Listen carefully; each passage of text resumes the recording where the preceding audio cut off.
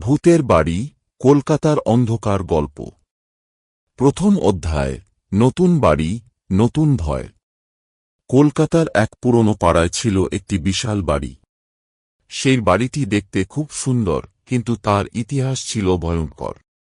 লোকে বলতো এই বাড়িতে এক ভূত থাকে, যে মাঝরাতে শিশুদের খুঁজে বেড়ায়। কিন্তু সেই গল্পগুলো কেউ বিশ্বাস করত না।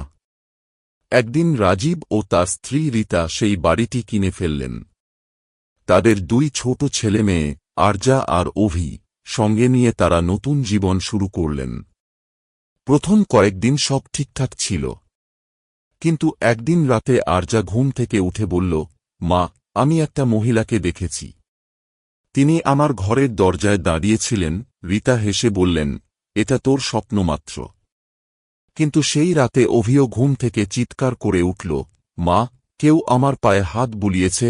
এবার রাজীব একটু ভয় পেয়ে গেলেন, কিন্তু তিনি মনে মনে ভাবলেন, এটা তো শুধু বাচ্চাদের কল্পনা।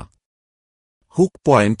সেই রাতে রাজীব ঘুমিয়ে পড়ার আগে একটা অদ্ভুত শব্দ শুনলেন, একটা মহিলার কান্নার মতো। কিন্তু সেটা কোথা থেকে আসছে